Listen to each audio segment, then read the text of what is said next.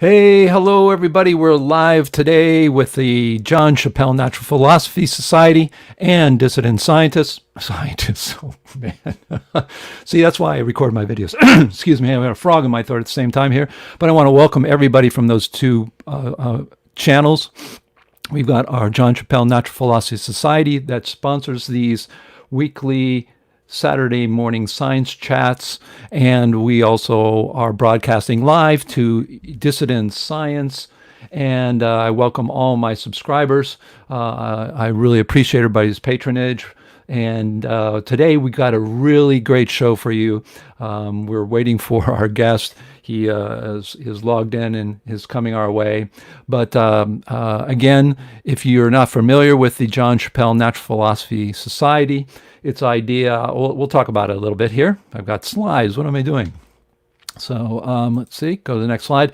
CMPS mission is to be an organization that above all promotes critical thinking without malice, to be an organization that supports, publishes, and promotes serious scientific work outside mainstream science, to provide a forum for open debate about modern topics in physics, cosmology, philosophy, and mathematics, and more, to provide a forum for presenting serious papers and theories without fear of censorship, and to be run and controlled in its entirety by its paid memberships, including the election of its directors by its members. Very important too. We always want to make sure the membership is what is running the show here. So that gives you an idea what the CMPS mission is. Now, if you want to join us or look into what the John Chappell Natural Philosophy Society is all about, we have a brand new website. I'm the webmaster for it. We're using what's called Buddy Boss, and it allows for discussions in groups, etc. It's really easy. You can register. You can join in. There's discussion groups. This is all new. You're going to go there and see, oh, there's not a whole lot of people. We have over 300 members, active members worldwide, more than that, who are, at least consider themselves members. And we have a lot of different groups that we put together on this. And we have a database and a wiki.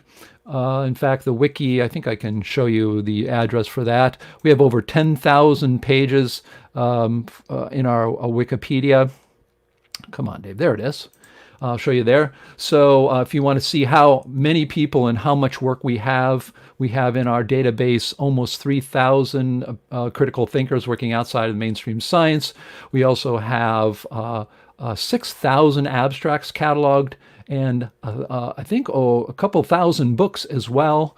You're not going to find anything out there like that, and it's really a great place. And we have this brand new community website, but we also have other websites too. Again, the Wikipedia, you can look at over 10,000 pages of our work. And of course, we also have the database, which is the database.naturalphilosophy.db.naturalphilosophy.org.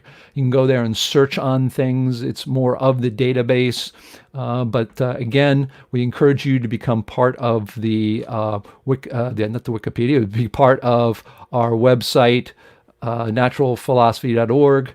And go to that and register. You can see there's a sign up button, brand new software. It's really great. And we're encourage everybody to come and join us. Let's see here. Go to the next one. Today we're going to be talking about consciousness with George Coyne. I got those out of order, so sorry about that. Put these slides together this morning. This was supposed to be the next one. How to participate in sport. Of course, you can sign up on naturalphilosophy.org. You can consider becoming a member. Memberships are annual. They help support what we do. It's almost all online now. Well, it's all online. We have our server we have to pay for. We have our software we subscribe to. We have all kinds of things that you can use. We also publish online, so if you become a paying member, we have, in fact, George's book is going to be coming out with the CMPS is going to be publishing it. I think we're going to be doing that on lulu.com, because that's a really good place for publishers to make actually get paid for what they're doing. So that's available to you. We have also our participating in our community discussions on our website. If there's some area you have or you have a question, in fact, we created a new one called Consciousness Today, a group on our new website. George is already a member there. We got him on there, and you have any questions, especially if you want to talk with him, it's very important. You can go on and ask him questions there. You can do it in private. We prefer in public because a lot of times your questions are going to be interesting for those people as well who are not maybe a little afraid to ask the question or have the same question. And of course, you can also post news and happenings about us on social media. Spread the word. That's the way the world works today. We can all talk about, the CMPS started on typewriters and telephones, as I like to say. And today we're in a totally different world, and we are up to date. So again, I really appreciate everybody coming here and everybody from the CMPS channel, as well as my Dissident Science subscribers. So I really do appreciate you being here today. It's going to be really well worth it. George Coyne was born in Toronto. You know exactly when he was born, in October. His birthday's coming up. He moved to Vancouver, British Columbia in 1972. He has a deep interest in physics and cosmology since mid-childhood. This is really amazing. George is a great mind. I met him in 2017 when he published his first edition of the Nofinity process, Microcosms in Motion. And I'll tell you just how I met him. We had our conference, our CNPS conference. We've been having in-person conferences, and this one happened to be in Vancouver. A good a friend and supporter of our CNPS members, Duncan Shaw, who happens to be an Supreme Court justice from Canada, who's a member. I said, hey, I was always wanting to go up to Vancouver. I will tell you, it's one of the most beautiful cities on the planet. And we got to go there. And Duncan Shaw came up to me and said, hey, I've got this guy. He's really interesting. I think you should talk. And so I go, okay. A lot of times it's like, all right, what am I going to get? And he says, yeah, he wants to talk on consciousness. And the first thing I thought was, oh my gosh, this is going to be one of those new age things where, they're going to talk about, eating mushrooms and all that kind of stuff. And I sort of I'll tell you, George maybe doesn't know this story, but I went into it thinking, having all these preconceptions, right? And then I started talking with George, and I was absolutely blown away. I was fascinated. And I know Duncan Shaw, being a Supreme Court justice, is not easily persuaded. And his talk on consciousness, which I expected to be a total wash, turned out to be so good that I literally gave him a slot at the conference to talk. And I think you can see that online. But he is an absolutely fascinating person, and we're really lucky to be able to talk with him today. He is going to be launching his second edition. His first edition is now out of print because he's done extensive work on the second edition, Nofinity, and this is from the first book. So it gives you an idea, especially those people who are wondering what's this all have to do with consciousness, with what, Dave, you're usually talking about. Well, the Nofinity process reveals errors in Einstein's relativity and many absurdities in orthodox physics, such as motion without matter and the Copenhagen interpretation of quantum mechanics. The book includes new explanations for quantum entanglement and the two-slit experiment. The chapter on relationship between brain, mind, self, and consciousness provides interesting perspectives on being human. Coyne is the head of a Vancouver office of Progressive Science Institute, which happens to be run by one of the, in my opinion, premier scientists of our generation, who's still alive and amazing if you haven't read him, and that is Dr. Glenn Borchert. So let's see, what else do I have here? I think we already had some of this. But I'm going to read, I think, a little bit from, again, this is the first book. It says, just to get people's, I want people to understand that it's not just about consciousness. So George will be on here in a minute. He's waiting in our waiting room, in our what I call our green room. Topics include a rational explanation for the double slit, Maxwell's ether, energy, dark matter candidates, and other the cosmological principle, alternatives to the galactic redshift interpretation, cosmological expansion and inflation myths. I propose that the functioning brain is consciousness, and I account for the hard problem of subjective experience. I contend that microcosms in motion generate perceptions which the brain interprets uniquely based on the mind's neuronal patterns. I explain differences between awareness and consciousness, the cause of dualistic confusion, and describe the global workplace theory. I list many questions about consciousness and the brain and provide logical answers. I discuss the illusion of the observer, the concept of self-awareness, Antonio Damasio's model, and negative implications from brain studies on the idea of free will. Other areas concerning conscious abstraction include the evolution benefit of advanced mental processes, summary of neuroscience discoveries, and high order thought and theory. Now, I do want to caveat, this is from his first book. He says he's got a lot of new and pretty really good ideas. Let me see here. I think we're good to go. And what I'm going to do now is bring this down. And I'm going to bring in, now I've got 2 streams for him. Now I'm not sure which one it's going to be. For some reason I'm seeing him twice in here. So hopefully that's just an anomaly. But let's bring in George and say hello. Hi. Oh, wait. You have what it sounds. It's, yeah, I think we've got a problem here because I'm hearing massive feedback when you talk. You gotta close that first stream. How do I close that? I don't know. I'm going to bring you down, okay? So I need you to get into one stream, George, okay? Let me try you again, okay? All right. That's the wrong stream. Yeah, but we're getting massive feedback still. I apologize to everybody. Don't go away. We'll get this all set up. So I don't know why he's on there 2 ways. I'm going to see if I can get rid of one of them. I'm going to kick one from the studio. So I'm going to try that one. Here we go. Kick the guest. All right, I've successfully put. This is a good, how do you say, segue into consciousness. Was that 2 Georges or just one? Let's try this here. There I am. Okay. All right. George, Hi. Now wait a minute. First thing I want to say is you don't look anything like the picture that I have from you. Let's put that up here. What happened here? Here you were here.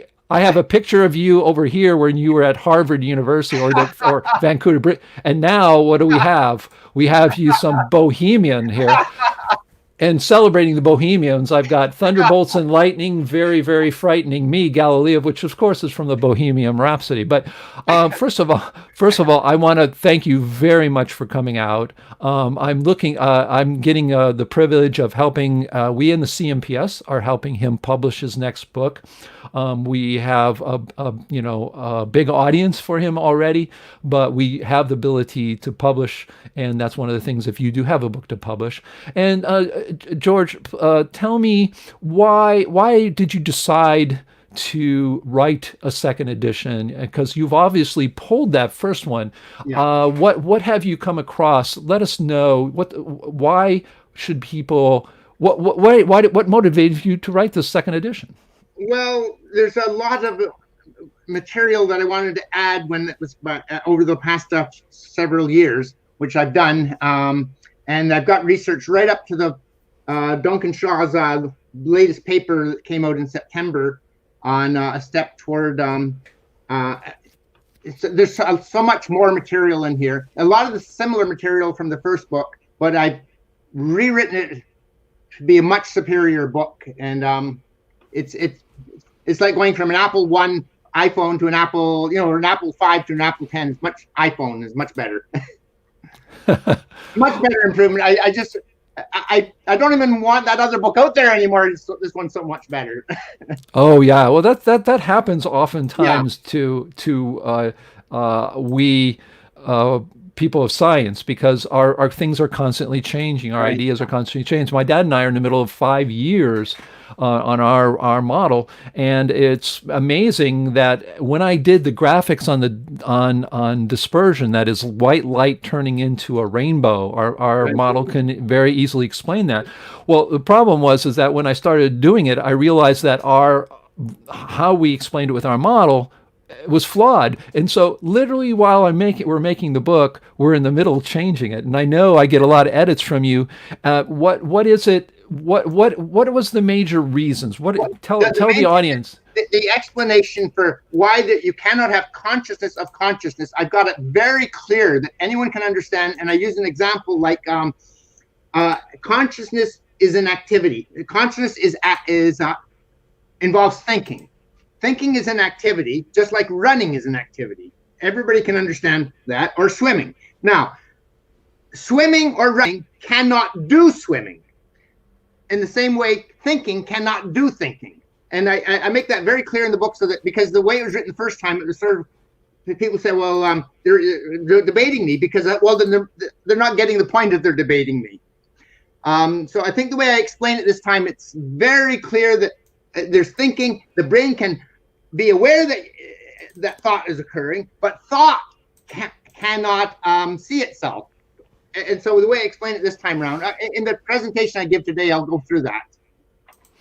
Okay, so yeah, I mean, in the consciousness, what you're saying is that the awareness part, there's the doing, the happening, the event, right? The event, yeah. The event, it's running. Even the event of thinking. That's consciousness. Right.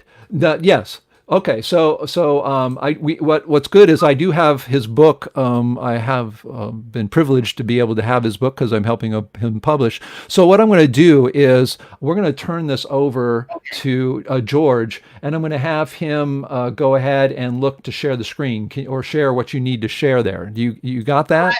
I'm just going to be reading a presentation I have here for a while. Oh, okay. Okay. Now, it doesn't have to be on the screen. Some of the things that you've already covered, I don't need to cover at the first. I was going to explain part of it. Okay, I'll just start it now. Then. Okay, go ahead. So information on the book, I don't know if I'll go through that briefly. The second edition of Nofinity Process is a significant improvement over the first one.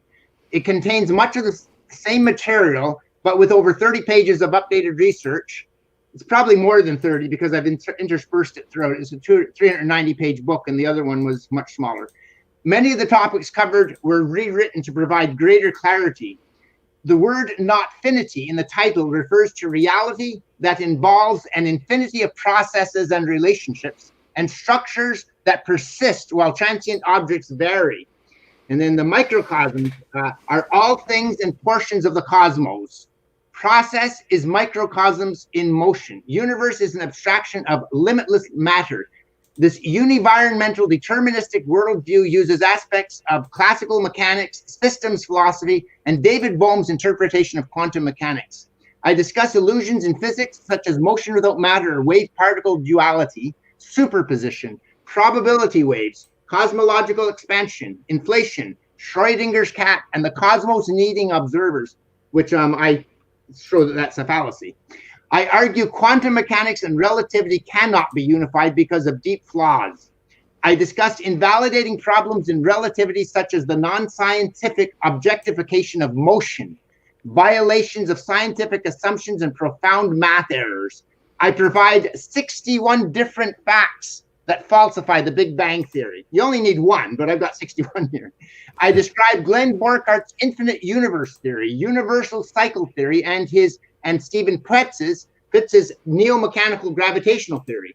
I describe Duncan Shaw's physics essays, ether papers on a new model for gravitation, and the best accounting for quantum entanglement, and his September 2020 paper on Maxwell's 1865 theory of ether, a step toward unity. Now, that paper, by the way, was recently just published in Physics Essays, and it's an incredibly good paper.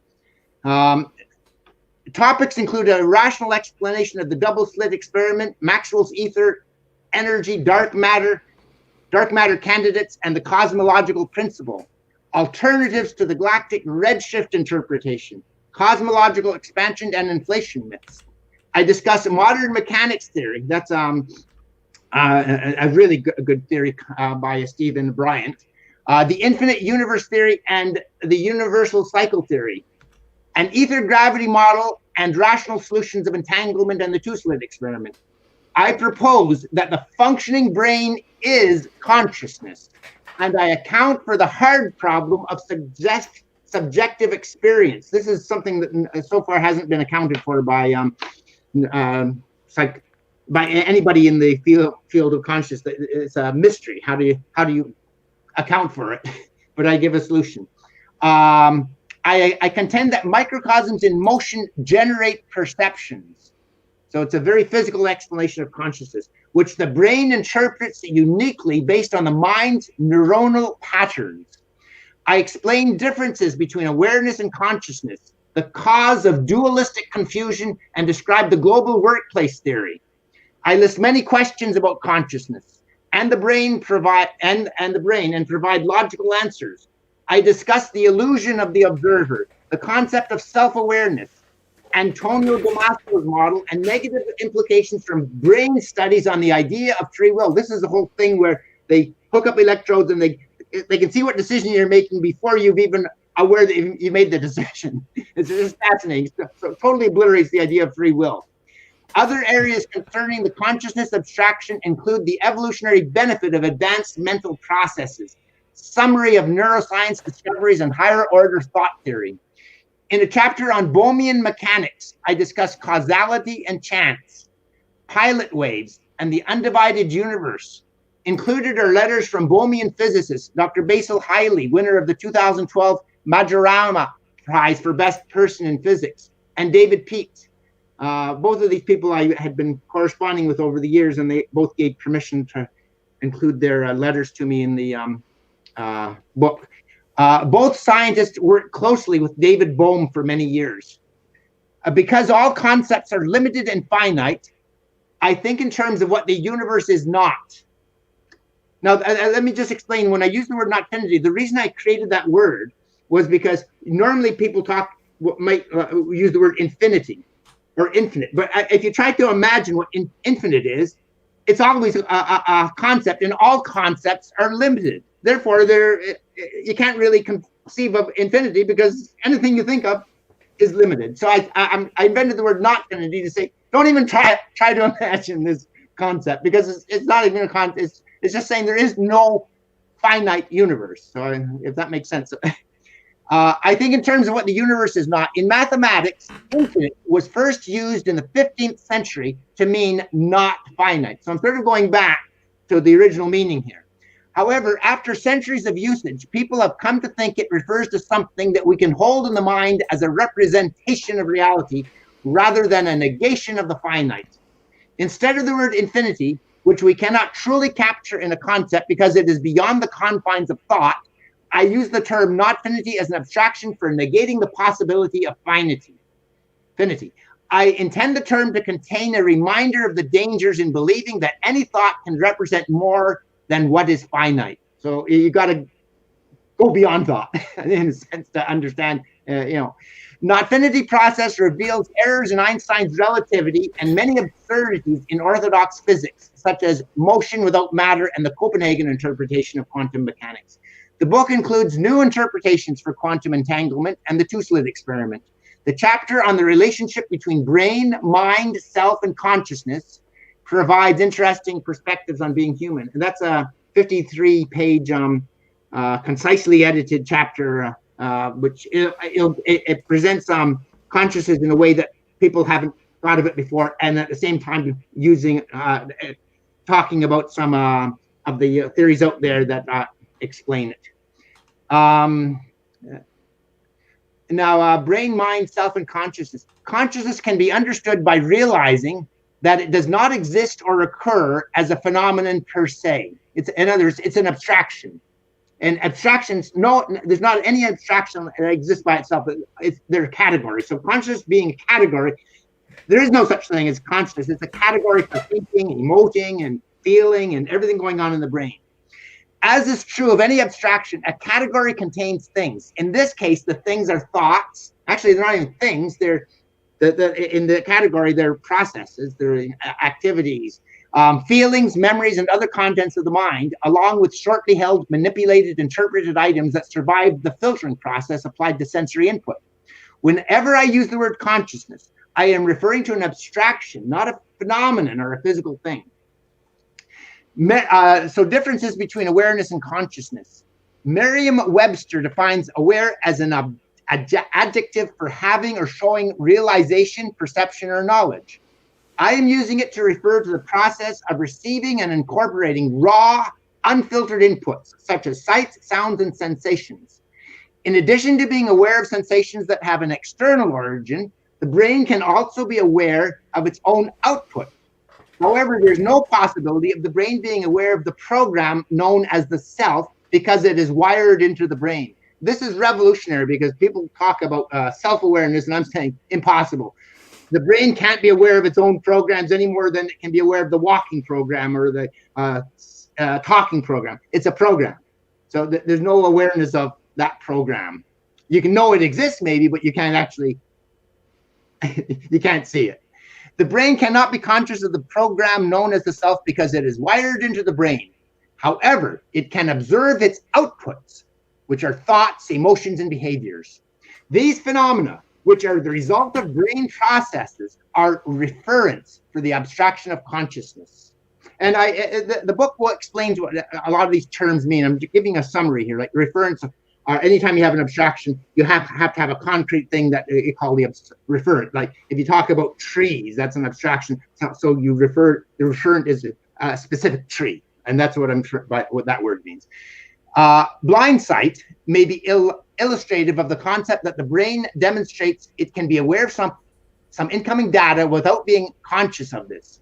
It may be providing some evidence that sensory information outside of what the brain seemingly is not aware of can affect behavior, which contradicts the theory that only perceptions that we're conscious of can influence us. The processes that the consciousness abstraction refers to are similar in some ways to the sculpting process. Just as sculpting involves eliminating what is not needed, the consciousness procedure filters out almost all the billions of units of incoming data. This is surprising because people aren't aware of that. What you're conscious of is very, very limited of what is actually being taken in. Leaving only 4 items of content in the global workspace during any given 2-second time frame. And I explain that in the book what the global workspace is, and there's a lot of information to explain that. However, unlike sculpting, if at any moment the brain finds something in its awareness that it has screened from consciousness that has become important in some way, then it can immediately allow it into its workspace. It is impossible for the brain to have direct perception of consciousness per se, because this refers to an abstraction. It can only perceive those things contained within the category. Because the abstraction represents various thoughts and interpretations of information originating with the brain's analysis, it is not feasible for the brain to perceive these. It can only think about them. Thus, the absurd idea of being conscious of consciousness reveals a confusion of the meaning of the words in that phrase. If the idea is to suggest being aware of consciousness, there is a different problem because aware refers to thinking and consciousness is the abstraction instantiated by thinking. It is incorrect to believe that an example of abstraction can be aware of the category which it represents. Obviously, if it's just if it's an example, there's it can't be aware of itself. Although the brain can know that it is thinking, thought cannot perceive itself. This is a key point here. You can know you're thinking, but the actual thought has no way of being aware of itself. Just the brain can say, "Oh, there's a thought going on," and but if people think when they talk about consciousness of consciousness that consciousness is somehow can be conscious. No, you can't. The confusion is an outcome of not being careful in use of terms, which leads to illogical ideas.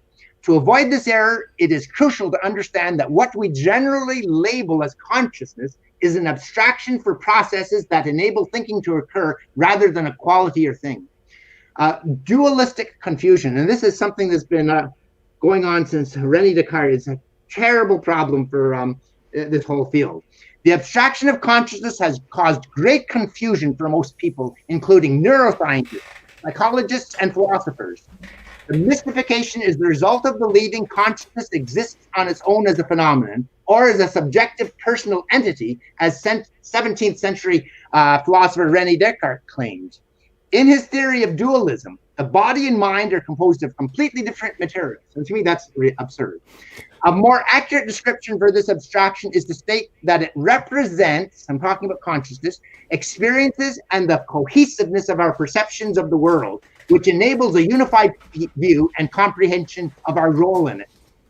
This foundation for the dualistic approach is most often associated with Descartes, best known for the statement cogito ergo sum, which translates, I think, therefore I am. He argued that it is possible to doubt that one's body exists, but not the mind's existence, because only a mind can doubt. He thought he was very clever on that, I guess. From this, he made the deduction that the mind must be independent of and distinct from the body. That is not a reasonable conclusion because it requires the unsupportable assumption that the mind is a thing rather than a pattern of connections in the brain. And I wish I could talk to him today, and I would argue with him directly on that because he's made a fundamental error on his reasoning. Philosopher Gottfried von Leibniz reasoned that Descartes, contemplating the separateness of body and mind, did not provide any evidence for the assertion. In order for there to be any validity to Descartes' view, there would have to be examples of the brain's activity not changing while altered consciousness occurs. On the contrary, it is indisputable that many drugs such as alcohol, marijuana, and LSD that change one's brain's activity also affect consciousness. In his 1949 book, The Concept of Mind, philosopher Gilbert Ryle uses linguistic analysis to challenge Descartes' myth of the separation of matter and mind, dissolving the concept as being a product of confused language and a fundamental category mistake. I was just the first chapter explains what abstractions are and how to recognize ones that are invalid, and that's what this fellow here now is referring to. And so there's reading the book from beginning to end, some of this stuff is easier to understand. Ryle discusses this type of mistake by referring to a child waving to a division of marching soldiers. After the parents point out the squadrons, batteries, and battalions, etc., the child inquires about when the division will come. Ryle comments, the march past was not a parade of battalions, but batteries, squadrons, and division. It was a parade of the battalions, batteries, and squadrons of a division. Descartes made a similar error in thinking that the items referred to in the consciousness category are not the result of brain activity, but rather originate with the ghost in the machine, as Ryle referred to it. Ryle argued that the brain is sufficient to explain the phenomena associated with consciousness. A question that has perplexed scientists since consideration of consciousness began concerns how in Earth's history matter has gone from being inanimate to supposedly having consciousness. A huge problem with this question is that the questioner assumes its existence as a phenomenon residing in the brain rather than an abstraction for the thinking that occurs. It is impossible to provide an adequate answer to a wrong question not based on facts. An example of an invalid question would be asking a law-abiding individual whether they had stopped robbing banks. A more productive inquiry is to ask how the brain has come to have thoughts and experiences. Brain researchers have correlated specific physical states in various brain areas with psychological states. However, that does not solve the ultimate mystery. It only demonstrates that conscious states represent the brain's physical state. I propose that the emergence of the ability to experience the world is evolutionary, an inevitable result of the amazing level of structure and organization of the brain to the most subtle degree. And here's some talk on global workspace theory. In global workspace theory, Bars and McGovern contend that the main functional role of consciousness is to enable the operation of theater architecture in the brain to facilitate the access, integration, and coordination of numerous specialized networks that would otherwise be independent. These are the result of permitting a blackboard system, which is a distributed system of intelligent information processors, to work in the brain. This refers to the problem-solving process, where a diverse group comprising specialist knowledge sources begin with a specified problem, update a common knowledge base, which is the blackboard, with partial solutions, and finish with a complete solution. In The Ravenous Brain, Daniel Bohr refers to two experiments, so this is interesting here, I like this, that demonstrate that the brain is only aware of what it directs its attention on each moment. In comparison to the enormous amount of incoming data, the range of consciousness is extremely limited. In Daniel Simon's and Daniel Levin's study, volunteers help someone use a map to find a building. This is very funny. Two experimenters walk between them with a door that briefly prevents the volunteer from seeing who he or she has been interacting with. During this time of obscured sight, a new person with no resemblance in appearance or clothes replaces the one asking for directions. More than 50% of the subjects fail to notice that someone else new is now talking to them. This is because they are focusing their attention inward in working out the directions rather than on the two men they are talking with. In another Daniel Simons and Christopher Chabris experiment, subjects watch a video of people playing basketball while attempting to keep a tally of passes. That's what they're told to do, count the number of passes going on. Someone in a gorilla suit walks slowly among the players, pausing to face the camera, and beats his chest. Even though this occupied 5 seconds of the video, 56% of the people did not notice the gorilla because their focus was on watching for passes and keeping count of them. To me, this is just unbelievable. 56% didn't even see this gorilla because that's not what they're focused on. In trying to understand the consciousness abstraction, Reti provides the analogy of members of a symphony orchestra making discordant noise while tuning their instruments before a performance. Once the conductor hits the baton on the podium, the musicians are attentive, and when the downbeat is given, they cooperate to create harmonious music. This is similar to brain cells transmitting and receiving signals continually without order or direction as occurs in non-REM sleep, until their attention is aroused, enabling them to resume working as a unit to produce the features and processes associated with consciousness. Even when doctors render the brain unconscious with anesthesia, some hypnotized patients can recall verbatim the surgeon's comments made during operations. And studies show those patients have faster recovery times when surgeons make statements during operations that this will be the case. When they say, oh, I think this person's going to do well. They do. These facts contradict the assumption that the brain cannot receive external inputs in that cognitive state and demonstrates the distinction between awareness and sensory data and consciousness. Here's free will. This is something that has fascinated people for thousands of years, I guess. The self is a mere mental construct. What occurs is that the brain continually provides a plausible, although usually inaccurate, explanation of our behavior by creating a narrative self. Largely inaccessible and unconscious conditioned responses determine our choices. And no free will, it's just all conditioning. Although these can change with conditioning, the motivation to do this arises from conditioning and other external deterministic factors in the universe. The illusion that we are free to make decisions develops from not understanding how the process of decision-making works and its implications. It involves balancing motivations, including so-called drives, which mostly are outside of our awareness.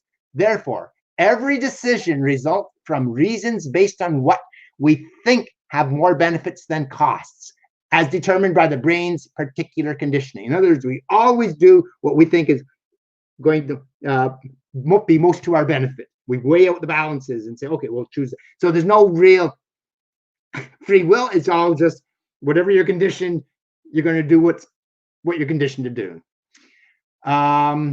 If choices, therefore, every decision results from reasons based on what we think have more benefits than costs, as determined by brain's conditioning. If choices do not come about in this way, it implies that the brain is acting randomly rather than rationally, which excludes the possibility of actions resulting from will. So either way, there's no will. If it's random, well, then where's the will in that? And if it's conditioning, well, it's conditioning. Negative implications for free will from brain studies. And this is the hard science here that finally blows away the whole idea that there's will or free will.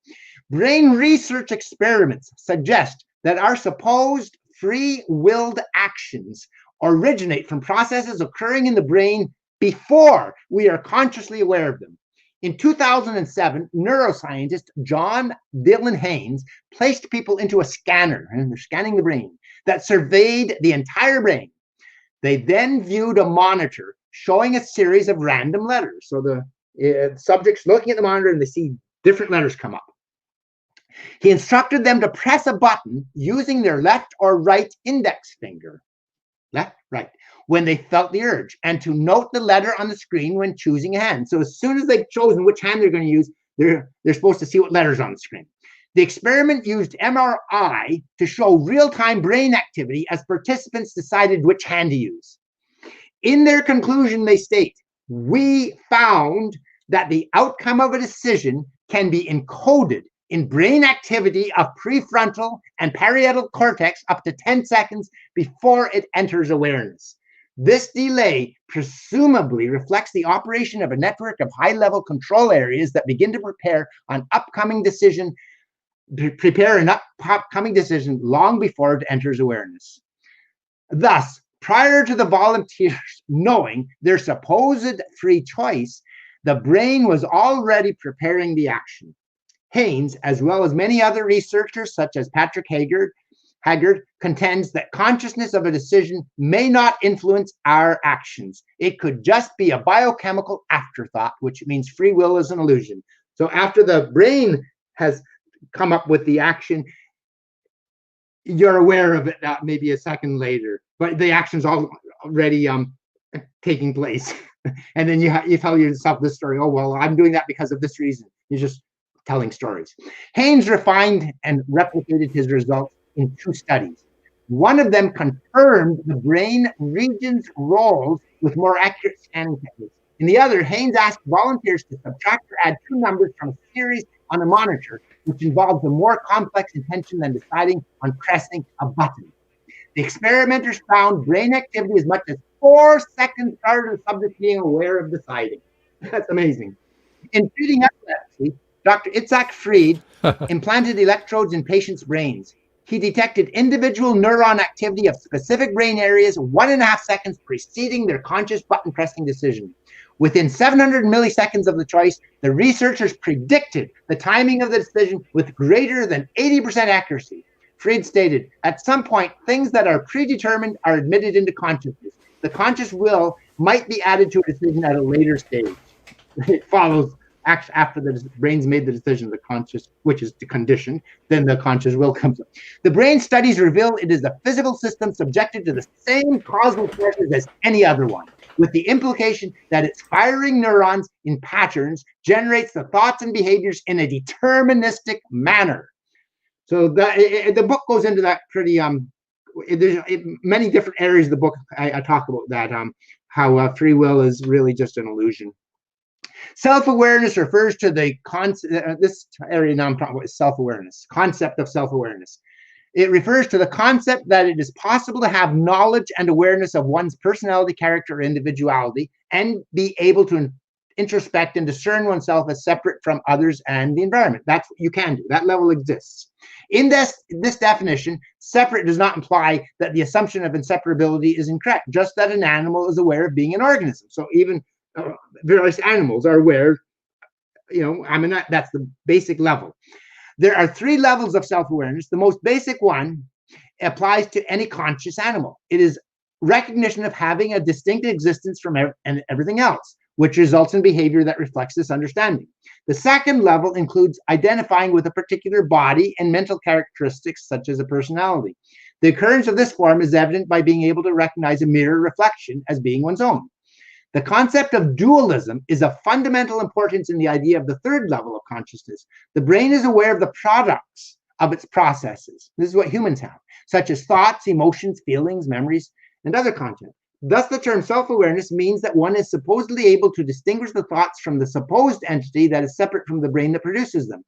5th century Catholic philosopher Augustine Hippo expressed the idea of this proposed form of self-awareness. I understand that I understand. This stated thought implies an awareness of an entity that the brain imagines as producing thought. That is impossible because there is no such entity. There's only the aware thinking brain. And this is the whole thing that has confused people for, millennia, that there's some little man in the machine, a creature up there, an entity in the brain that is making decisions, that's doing things. No, there's just the brain. So there's no brain and me, there's just brain. After going through the process of analyzing information, which is a major function of the brain, it can comprehend what the data means. However, It is not possible for the brain to analyze its process of understanding because this is not a thing or data and not even an abstract idea, but rather it represents a pattern of neuronal connections formed through the analytical process involving careful systematic thinking. Because the brain cannot analyze its connections or be aware of its processes, it cannot understand them. It can only realize that this is an impossible task, which means there's no possibility for the brain to know itself at that level, on the functioning level. It can know that it's functioning, but it can't see all those sort of things that are going on in there. Without an individual claiming to understand that he or she understands something, one can correctly state, I think that I understand. Although others may realize that the one expressing such a view does not actually comprehend what he or she thinks is understood. The preceding example is like stating, I am aware that I am aware. This is as impossible as an eye seeing itself without a mirror, except in that case, the eye has physical existence. One can only be aware of existing things. Awareness is a continual process that occurs when the brain interacts with sensory information. It cannot interact with a description of this process. Additionally, there's no possibility for the brain to be aware of how it produces its own thoughts and feeling processes. Whenever it thinks it is aware of this, it has merely produced the thought, I am aware of what is causing these thoughts to occur. It doesn't really know, it's just beyond it. This is not the same as being aware of the cell-firing patterns that enable them to be produced. I am not denying that thoughts, including feelings, are part of the brain's experiences, which is contained in the abstraction of consciousness. Rather, I am pointing out that it is absurd to think that the brain can be aware of what is behind their production. That would require it to be separate from the thought process, which is logically impossible. Consciousness is not a thing. And I see conscious or the abstraction and the things that are represented. Conscious is an activity. It's a process. It's not a thing that some people seem to think, oh, there's a me up there that's doing all that. For the brain to fully use and benefit from its abilities encompassed in the consciousness abstraction requires understanding that thoughts and perceptions occur, but these do not imply the existence of a separate psychological self or consciousness as a thing or occurrence in and of itself. It's, as I keep emphasizing, it's an abstraction, a category. It doesn't exist by itself as a thing or a process. It's a category of processes and activity. Not understanding this contributes to the illusion that the mental self is a living entity rather than a particular large brain program. This to me is revolutionary because people think of the self as something that exists. No, it's just as alive. And I'm saying it's not alive, it's a program. This belief leads to many associated problems that go with it. Now, here's the hard problem of consciousness that has puzzled neurologists and psychologists and a lot of people, philosophers, since in 1995, David Chalmers started using the term hard problem for the long-standing problem of explaining why a physical state is conscious, including why conscious mental states light up and the occurrence of something it is like. That's what they mean by it when you have that. When subjects have conscious experience, in spite of accounting for the conscious brain's structural, functional, and dynamical features, which include how it is assembled, what it does and how it changes, the question of why it is conscious has persisted, apparently exceeding the explanatory capacity of science. The hard problem also includes the question of why or how we experience qualia. That's like how something tastes, those things that haven't been explained in the regular ways of looking at things. Because these refer to subjective experience, that's what qualia is referring to, such as the taste of a pear, the perceived blueness of the ocean, the pain of a burn. Describing them is difficult. The minds of conscious beings supposedly perceive these experiences. Researchers can show links between physical processes between neurons that explain the way qualia form and their location, but do not know why we experience them. The hard problem is about how to explain subjective experience, and the book goes into that. I'm just touching on it briefly here. After light enters a retina, sending electrical signals to the brain, why do perceptual discrimination, internal access, categorization, plus verbal report produce a subjective experience? Neuroscientists and philosophers consider this the primary question in the problem of consciousness. Why does all that create? Why does it go to the create qualia? And this is what it has. There's been a lengthy history of difficulty in trying to explain the emergence of subjective states of experience in our mental processing of data from external and internal sources. These include physical and perceptual sensations, images, and thoughts generated by the brain, and the experience of emotion. This so-called hard problem of consciousness is quite explicable. In the beginning, to respond to this apparent problem, it is important that we not allow assumptions of dualism to constrain us, or to accept the question's premise. If one does assume that subjective experience is different and separate from perceptual discrimination, internal access, categorization, and report, then all we need to do is examine these processes and not be concerned with the abstraction of the hard problem concerning consciousness. Here is an analogy that will illustrate the point. I've used this many times with people, and they like this. Put several raw chopped vegetables into a bowl. Add dressing or oil. Would it be worthwhile to ask, after someone combined those vegetables, what did the vegetables then do to produce the result that we label a salad? The answer is that the mixture of vegetables did not do anything to produce a salad, but rather after mixing the vegetables together, we call it a salad. And that's what we do with consciousness. We're calling all that processes going on in the brain, we're labeling it consciousness. And really, it's just a bunch of processes going on in the brain activity. Asking how the brain produces subjective experiences is like asking, how does lifting each leg alternately in rapid succession while thrusting the body forward horizontally produce a phenomenon termed running? The motion of the body is occurring, and running refers to that motion. That's what we call it. Using the same logic, we can understand that perceptions and awareness refer to the same occurrence. Perceptions do not produce a state of being aware. This term simply describes what transpires when stimuli enter the brain. That state or condition of the brain after the filtering and analytic processes takes place on a continuing basis is what the term consciousness equates to, which is always subjective due to the presence and influence of the mind. Okay, I'm not denying the mind exists. The brain can know that it is functioning, but it is not aware of how it performs the operations that enable it to be aware. It can know that it is conscious, but it cannot generate a separate consciousness of the consciousness occurring.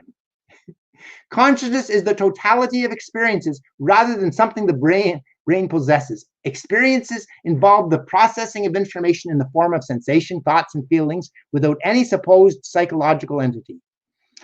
This is something that a lot of people, almost everyone, thinks there's an entity up in the brain. And I'm saying there's no entity, there's just the brain. Because consciousness refers to an activity in the brain, such as thinking and feeling. This activity cannot do or have an activity, any more than running can do running. Swimming can't do swimming, walking can't walk. It's what the body does. It would be the same as the activity of swimming, performing swimming. Doesn't happen. The concept of consciousness arises out of confused thinking because experiences cannot have an experience any more than thoughts could have thoughts. When someone says to feel your feelings, that individual does not understand that feelings are the outcome of processes and there is no psychological entity apart from the feeling. So there is no feeling of feelings. There's only the feeling. There's only the processing of information. There is no metaphysical entity, the I, apart from the physical body and processes occurring. To believe otherwise is a product of delusional thinking. Being identified with this imaginary entity, the brain then thinks it can be conscious of the consciousness that occurs. And here's the whole problem: is the brain identifies with this program, which is the self. And that's the whole. If it stops doing that, the problem vanishes. In the process of absorbing and understanding information, the brain continually transmits the data through its entire neuronal structure, part of which comprises the mind. The cerebral cortex evaluates the information based on how well it fits with established patterns that comprise the mind. After the brain filters the raw data through a very individualized mind structure, the data takes on a new significance. The brain interprets the output and a pleasant, unpleasant, or neutral experience occurs. In summary, the subjectivity of the experience arises from the process of the brain interpreting the original information according to its own mental constructs. Thus, the hard problem of consciousness resolves itself through understanding how the mind influences what the brain is aware of at any given moment. As is the case with any material structure, for its existence, the mind requires internal motion. Moving electrons within brain cells meet this need. The continual process of dendrites reaching out to form new connections provides movement of its components. The mind's contribution to the brain's interaction with input from the environment enables meaningful experiences to occur. So if there was no mind there, you couldn't experience anything.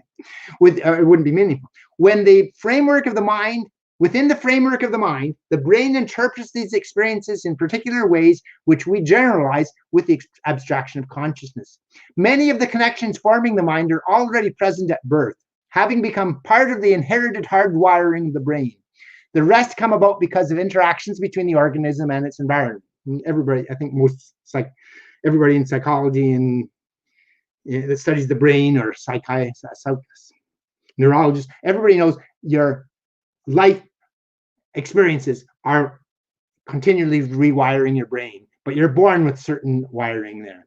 Our unique mental framework, including the ego and self-image constructs, determines the particular interpretation and incorporation of our observations. The structure of the mind determines the way the brain interacts with the world. Every encounter with the external environment, including other people, affects the way the brain forms its mind, which in turn influences the way it meets with and understands the world. This is a continual process in which the brain is constantly making more connections to this wired mind. These modifications influence the organism's behavior and subsequent approach in encounters with the environment, which leads to additional changes in the construct of the mind. Neuroscientists maintain that consciousness is a product of the brain's activity, but this abstraction is invalid because it implies that it is separate from the brain's functioning. When the neurons are firing in communication with one another and their network, this process involving the entire brain complex generates the great variety of phenomena that we interpret as consciousness. By describing qualia as perceived experiences by conscious beings, we are creating imaginary problems. We mistakenly attempt to separate perception from experience. That is impossible to do. We falsely believe that when an organism experiences something, that is not the end of the process. We think that when an organism experiences something, that's the end of the process. That's what we mistakenly think. We presume that an entity exists apart from the brain and its mind and becomes involved in perceiving the experiences that we have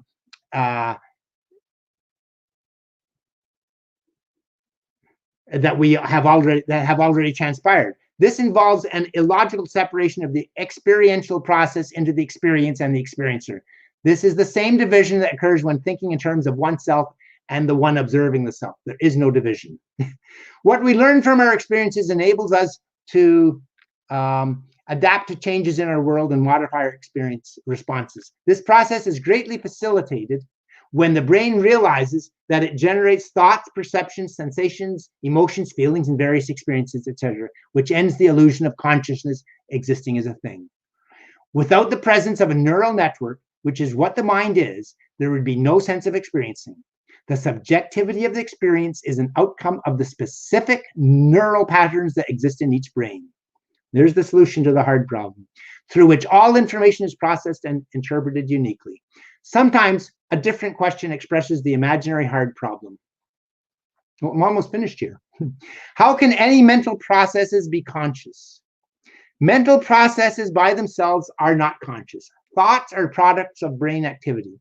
Because consciousness is not a thing, but a category for many mental processes and experiences, it is not something that the brain has. Referring to the running analogy, it is incorrect to state that I have running. Running describes what occurs when a particular coordinated brain and leg muscle activity is happening. Similarly, thinking describes what occurs when there is activity in the associative areas of the cerebral cortex.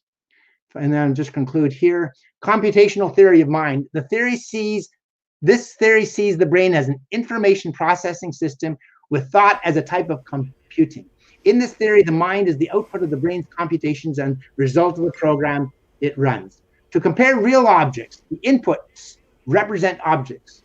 To compute real objects, the inputs represent objects. Thus, the theory needs mental representation because the brain can only compute representations of things. In my view, the program that is running is the self, which provides input representations to generate the output representations. And here's the last section, paragraph. Significance of self as a program. Neither the self nor the brain can be aware of the self program. It is not possible for the self to be aware of the thoughts and feelings produced by the brain. This is because the self is a program of the brain, not a living organism, and thus is incapable of having awareness. Logically, the brain cannot be aware of itself since it has no external viewpoint from itself. Because programs, including the one called self, are part of the brain's wiring, there's no way for the brain to be aware of these. Therefore, it can only subjectively perceive how the self influences thoughts, feelings, and actions. Although the brain may think it is aware of the self, this is an absurd illusion because it is impossible. And that's the end of the... Now, this is just a brief sample of what's in the book. Because the book, from that chapter, the 53 pages in the chapter, which I just summarized in a few... Not summarized, I just took some highlights from the book. I'm going to... No, that's fantastic. You've been generating an immense amount of comments. Get you back on the screen. How do I get you back here? There you are. Hi. Yeah. So everything I put in there, I heavily cited. I'm not just saying things off the top of my mind. I've got, if you look at my book, every statement about computation, this, that, citation, by very recognized authorities on every single thing. You know, like that's 30 pages of citations just to list all the books that references. Went through 30 pages to list the books and papers that I use. So none of that is just coming off the top of my head without substantial support. No. I want to just congratulate you. It's just absolutely. I'm sorry. I just want to say something. When I loaded that this morning, I loaded the previous version. So the work I did on it last night up until 3 in the morning, I didn't even read the better improved version because the way the computer, I just clicked on what I thought it was. I had the one that I wanted to present was even better than that because I'd rearranged some paragraphs and added some more material. But anyways, it was still... Yeah, but again, it's fantastic work. The things that I really enjoyed about what your work was before are still there, and there's a lot more on top of it. Now, I have a lot of generated a huge amount of comments and questions and et cetera. But I'm going to, being the person who organized this, I'm going to be able to ask you some questions myself, and maybe even. Go ahead.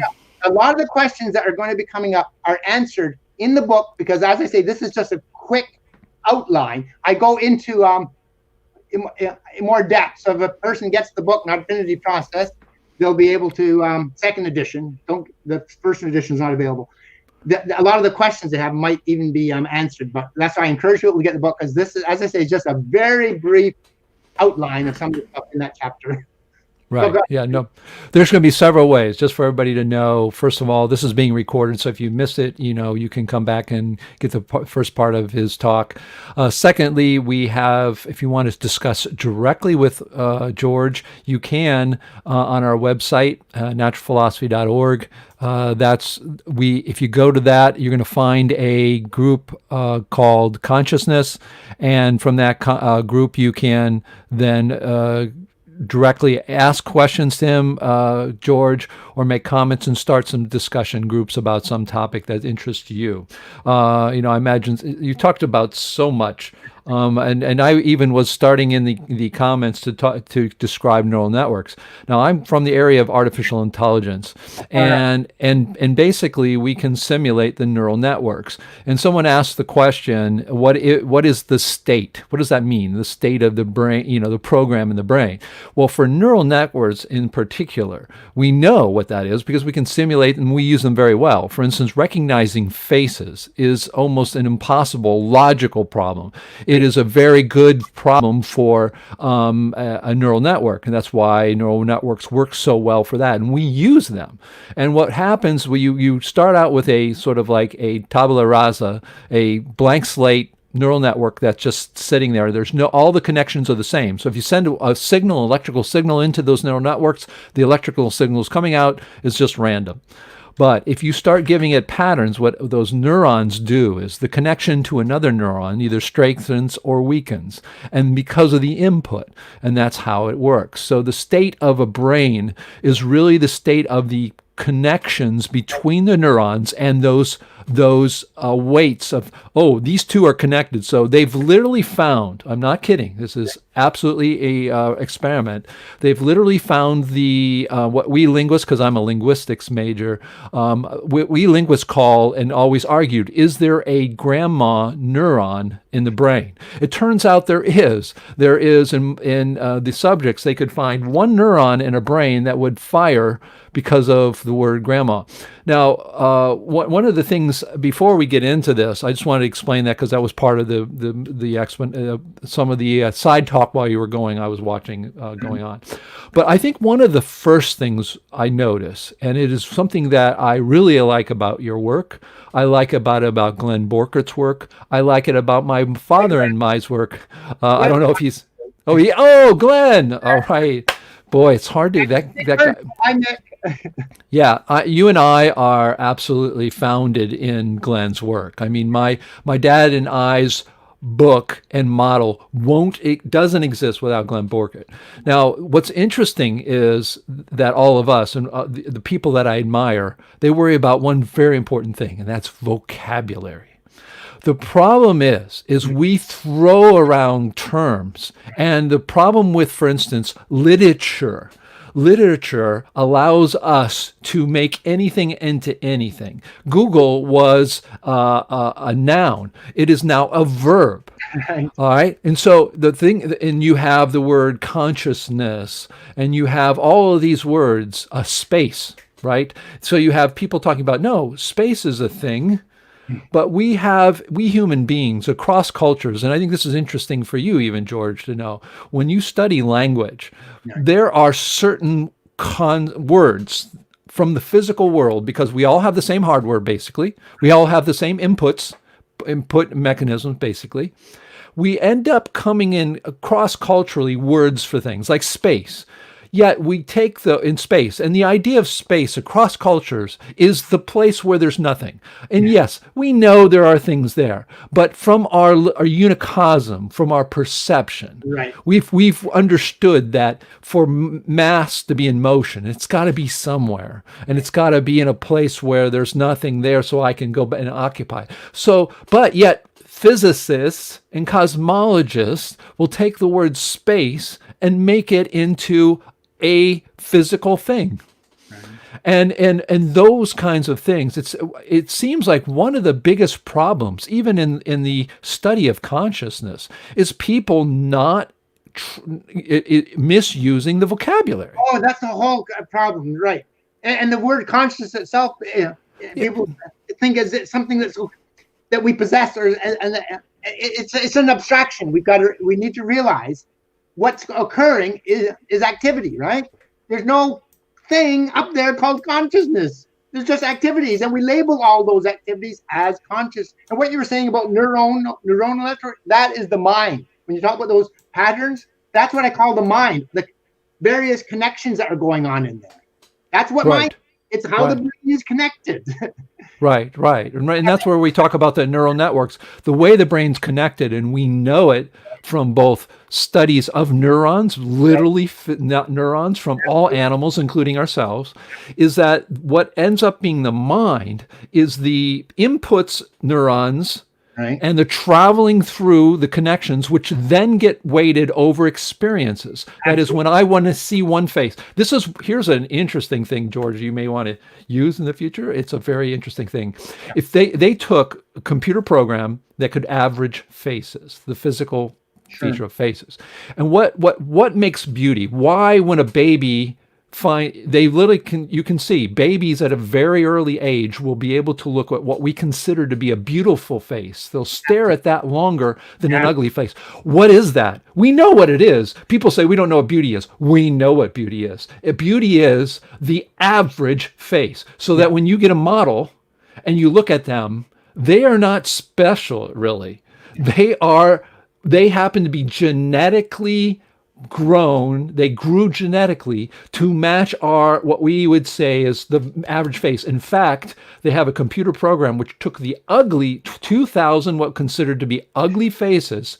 They ran it through a program to produce the average, and it was the most beautiful face that was judged as the most beautiful face. So it turns out that what neurons do well is to take inputs, find a bunch of inputs that have small variations, and make a generalization. One of the questions people have, and I think Bill Lucas had, was, well, how can we get logic? Well, logic falls from all of us reading so much, you reading stuff, me reading stuff, Borker reading stuff. Right. And those ideas get translated into, whatever, into our neural networks. And the logic comes out of the connections in our neurons that end up, we read this, and we go, oh, 1 + 1 is really 2. And and so I think the idea of this neural network, and that we can use that even in computer science and in experiments to go and talk about Descartes and consciousness, that is, to me, 21st century. And that's why I think George Coyne is a great philosopher of today, because you have stuff that they didn't have then, right? Descartes didn't have neural network simulations, and it didn't have experiments and going in and how much do you think that this newer stuff has given you the tools to be able to take the idea of consciousness further? Oh, tremendous. A lot of my research I'm using is from what they've done from brain, hooking up electrodes and watching the brain activity. And it's the reason that people such as you who are into computer science understand this better is because of you're seeing how it works on that level. Whereas people that may be coming from psychology or some of these other areas, or are thinking in terms of this living self up in the brain, and it's an entirely different concept. There's no self in a computer. There's no self. The only self you've got there is the program in the brain. Right. Which, that's all it is. It's just a massive program throughout the brain, but it's not alive any more than the walking program is alive. It's just a program. Here's something I'd like to, before I forget. If a person really understands what I'm talking about, a practical advantage to it is this. When pain occurs, I use this all the time, and I've told it to a lot of people. An extraordinary pain, let's say you're walking in the night and the lights are off, and you bang your knee really hard on a table, and you get a big bruise that really, really hurts. I do this all the time when something not all the time, but when a pain occurs, I completely focus on that pain. I give rather than try to take an aspirin or Tylenol, I never take painkillers. All the attention goes, oh, that pain is excruciating. And I experience it 100%. And do you know what happens by doing that? Is the pain is a signal to let the body know, hey, something's happened. You need to do something. You need to take it easy. Don't walk on that or whatever. But what happens after a few seconds, the intensity of that pain reduces, because it's like if someone's in a building and there's a fire and you're in a room and you see a fire and you yell out fire and nobody listens. So you up the volume, fire, until you keep shouting out. But if everyone immediately responds, you don't need to keep yelling. And the same thing I think occurs with pain. It's a signal telling you, hey, something's wrong. So I put all my attention into it, and it goes from say 100 to 90 within 10 seconds, and then down to 80 on the threshold level, until after a while it's just a mild little thing, because the brain say, okay, you got the message. It works for me all the time. Right. Yeah, and that's the other big one. I think one of the things we as humans do, George, is we want to fantasize about lots of things, right? We want to create a world of magic. Right. It happens even in physics. It's really hard for people to understand that charge, for instance, is not an intrinsic thing. We put it on there. We just labeled it. For it to move, just because I put a positive and a negative on something for it to move, that's not what happens. But we want to fantasize that there's this special thing out there, or there's this dark matter, or that there's this thing that's not here, so that, for instance, out-of-body experiences, that somehow here floats up and does something. And I think it's really not easy for people to really look at it logically and have to come to the conclusion that there's no free will. And there's no self to get out of the body. Yes, right. It's real. In a computer, suddenly, it's a program. There's no self. There's yeah, I know. And there's an explanation for this because I've had these experiences. I've had out of body experiences while I've been in these sort of sleep states. Sure. What really is happening is my visual side of my brain, which is really big. And I'm a very visual person, and I imagine my brain has a really large part of it dedicated to visual. And what I can do in that visual sense, it has a model of the world. We know that because, in fact, we have optical illusions that show that. One of the things that's really important to the model of the world of 3 dimensions is shadow. Shadow is almost everything. We can show that you perceive a color differently because you're imagining a shadow that isn't there. They have these experiments. But the idea of when I was in this state, I could literally see things in almost high definition, move around in that space. But people will interpret this as me going somewhere, right? They'll interpret that as me going somewhere. The way I interpret it, sort of more as a computer scientist, is my visual cortex has the ability, and it has all these things I'm 60 years old, 60 years of seeing the physical world, modeling this in a neural network, and being able to move around it. So if I can imagine myself on a operating table and the people around me, I have had experiences where I have been almost able to fly around my own models in my brain where I can see these things. But it's hard for people to do that because there's this, I think there's magic. People want somewhere to be magic. They want something to be unexplainable. They want this thing that we're special. They don't want to think that basically what I am is a born mechanism of atomic structures that get put together, has its input. It's going to have a chemistry basically in my brain that's different from yours. It's going to grow in a different way. My DNA is going to be a little different. And all the things I'm doing here right now are a circumstance of all of those things, and this whole idea that I am making these conscious decisions to do this is really, really, really hard emotionally for people to believe that this isn't my choice. But no, let me just interrupt there. With the decisions, in a sense, the brain is constantly making decisions based on its conditioning. Yes. It's got conditioning. And then what happens is after that decision is made, you become aware of it, and you think that you're doing an action based on free will. It's whatever you're conditioned to do, you're going to do. If you're conditioned to like one brand of soft drink, you're going to pick that. It's your conditioning. And then these experiments were showing sometimes 4 seconds later, you become aware of what and then you tell yourself this story. Oh, I'm doing that because of such and such. No, you're doing it because that's what you're conditioned to do. But the brain is still computing, but its computations, just like a computer's, is based on its conditioning, just like a computer, and then it computes and does its but there's no, I don't know why people, and to me, this is true freedom, is to realize that. Yes, but it's the fantasy. You know what? I get by on almost little sleep, sometimes 4 hours, 3 hours sleep, because I'm not wasting energy on all of this self business of thinking I've got to make all these decisions all the time. It takes tremendous energy out of you to do all these things. I have lots of energy, but I'm not wasting it like a lot of people do on self and trying to protect self. This is where people lose energy. Defending self. I'm not interested in defending self. And trying to, their whole life is based on this idea of self, the psychological self, and trying to defend it from others. And oh my God, if someone insults you, oh well, I don't care. Insult, compliment, doesn't matter to me. What difference does it make? Right. Well, I mean, you can take that to the extreme though too, and just say I can do anything I want in the world, and there's no morals, right? No. I mean, right. It's very ethical because. Oh no, I understand. Yeah, I understand what you're saying. Yeah, I know. People think they're being ethical. It's often there. Here's another thing too about what you're talking about, out of body experience. When you're dreaming at night, does that seem real? Of course it does. Yeah. And you know how real it was?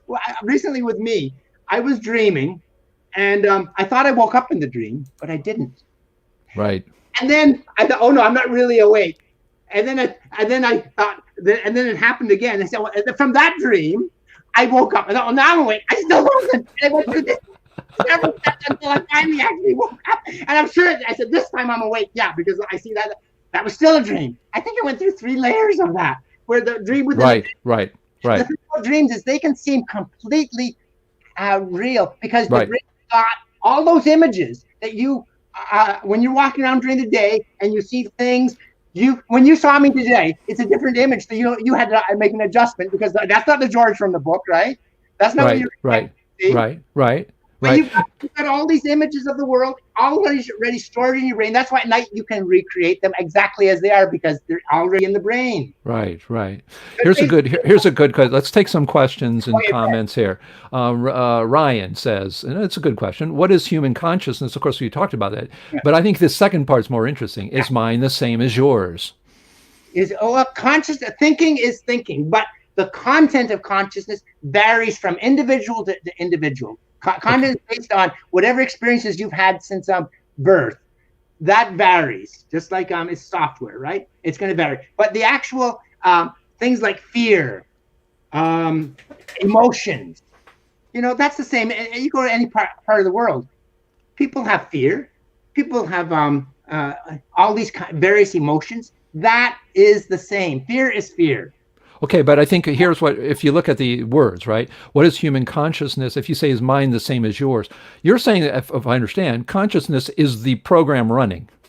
Mind is the programmer. Consciousness is what the act of thinking is. That's what consciousness is, the abstraction for everything the brain does, such as thinking, feeling, emotion. That's what consciousness. It's the brain activity. We lump all that together as consciousness. So conscious is different from person to person. Well, the details differ, but the actual thinking is thinking.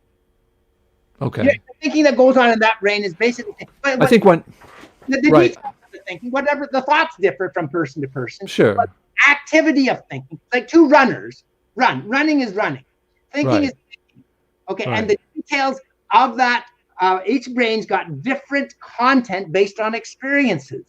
So okay, but what I want to make sure I'm understanding because I'm a little bit confused too, because this obviously more than anybody how confused you can get thinking about all this because of the thinking of So you were talking about mind versus consciousness, right? Mind is everything that you're born with a certain program in the brain based on the evolution of the brain.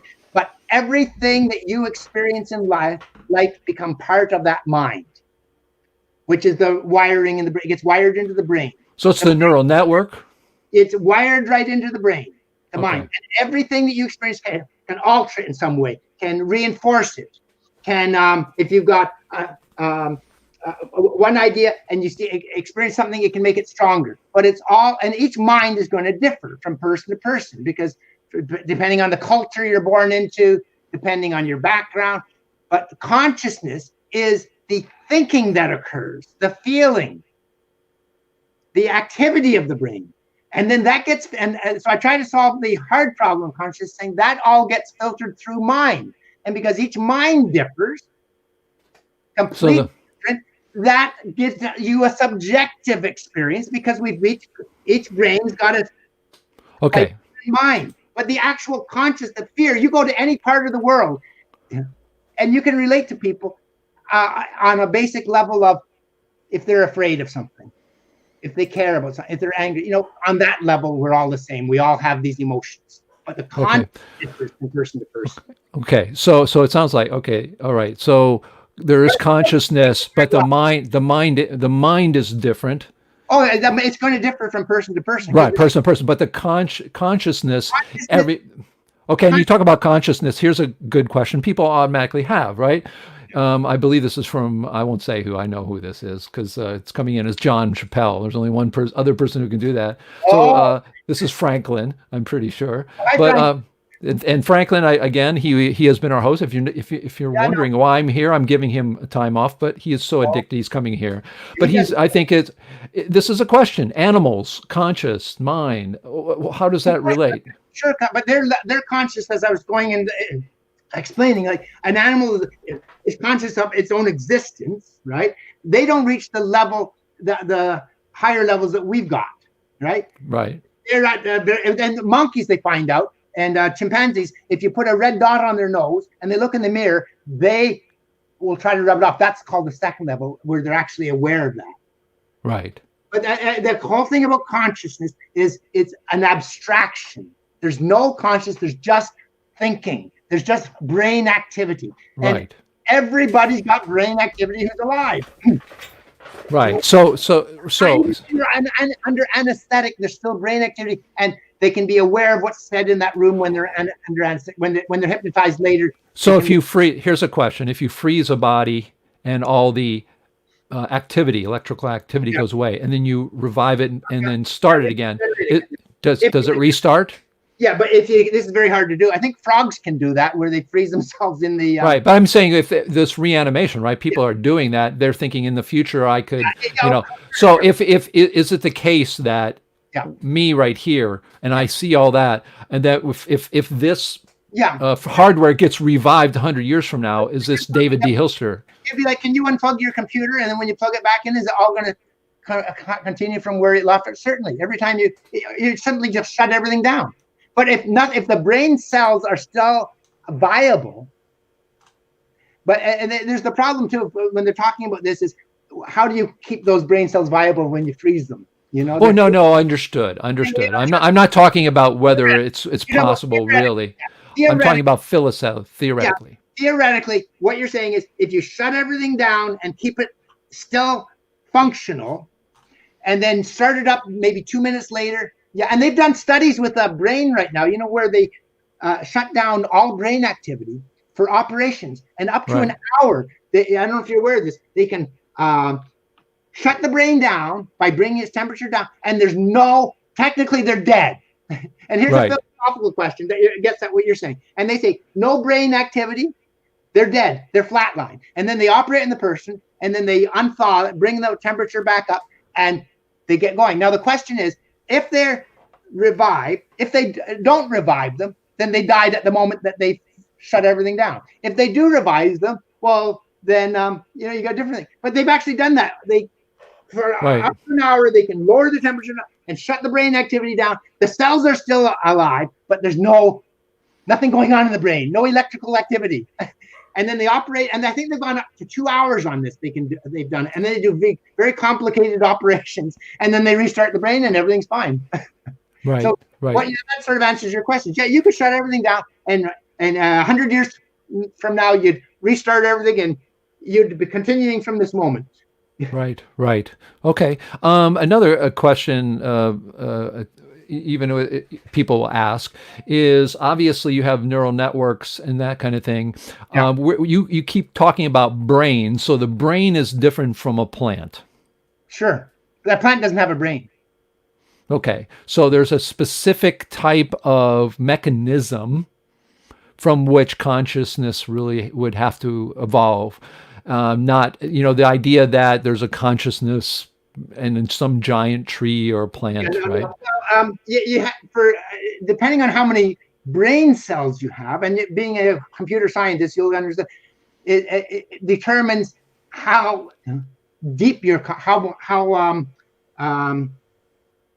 explicit and how much texture and everything you can have in the consciousness. If you've only got like 50 brain cells, like some type of worm, the consciousness is very limited, right? I talk about things like that in the book. Right. You can have consciousness with maybe 100 neurons, but it's going to be extremely limited. The more neurons you have, the more opportunity for richness you got. Like we've got 100 billion, you got more and then the thinking and everything you can do, all that thinking can be more complex, and the things we can do things that no other animal can come near to doing. Right. We form of course. We form societies. We form incredible abstractions. Other animals, some of them can do abstractions, but not to the degree we can. Which I talk about that in the book too, about how we're not the only animal that can form abstractions. But the more neuronal connections you can make, the greater that the depth and the experience you can have. But being computer science, just like Sure. Well, you know what? Right. We know that for a fact because we have to choose the size, how we arrange them. If you have a very small neural network, it's not going to do very well in recognizing faces. So you have to put in more neurons you put in, the better it is. And the same with every time they come out with an improved operating system, it takes more Computing memory power. Yeah. And the more you get, the more we couldn't have put these operating systems on a computer 10, 15 years ago. They wasn't the capacity. Right. So here's another interesting, I know you talked about fear, and I see a lot of discussion about that. It says, from what he said, fear. Is fear part of consciousness or a result? No, fear is actually, I'll tell you where fear is coming from.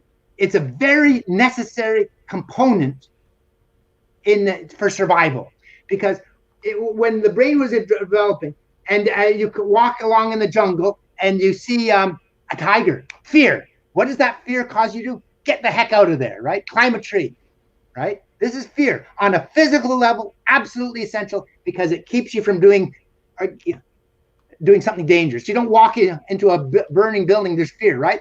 Fear is on a physical level, no problem. It's when it becomes psychological that the problem develops. So fear, there's nothing wrong. It's there, and it's biologically based, and it needs to be part of the program. If you had no fear, you probably couldn't survive it on a physical, because you think, oh, I see a tiger is coming at me, no fear. Well, I'll just stay, right? But when we logically get caught up in fear, as almost everyone does, fear of losing your job, fear maybe my wife will divorce me, fear of becoming homeless, fear I'll get a horrible disease, fear of death, fear that people won't like me, fear that I'll screw up, fear that I won't graduate, fear, all these fears, fear that I'm not wearing the right type of shoes. It's like we're filled with fears. And it's all linked to that program self, right?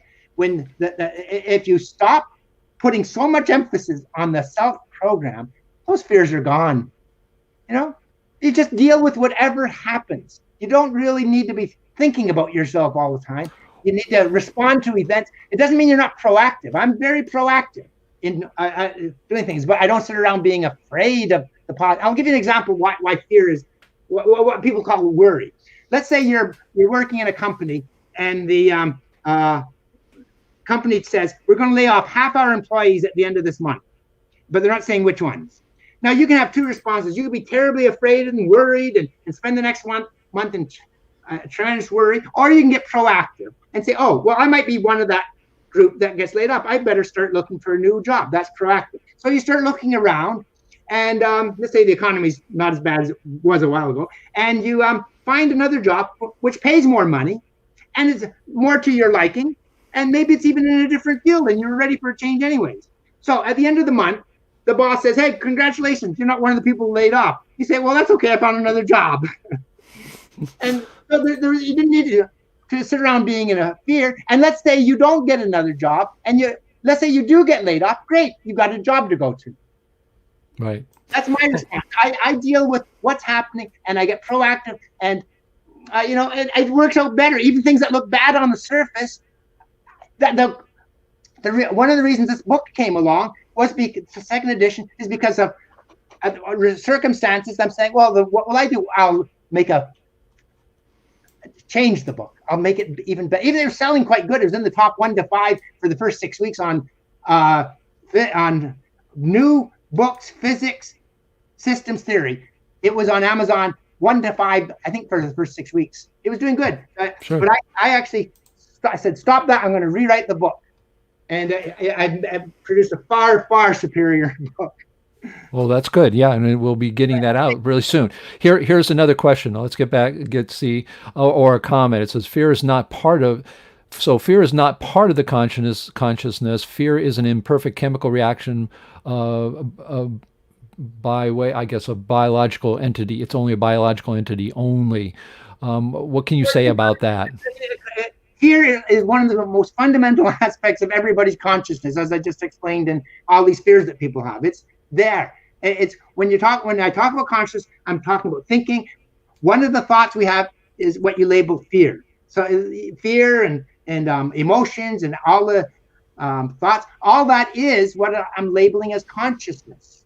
You know, Right. I'm just saying you can keep the fear just on a physical level. Like if you see a tiger, okay, get away. Just for physical survival, don't let it get hooked up into the level of psychological fear. But Right. fear is, yes, it is what we call conscious, but it can be it doesn't even have to exist on a psychological level, you know. Right. Understood. Yeah. Understood. Entirely on a physical level. Like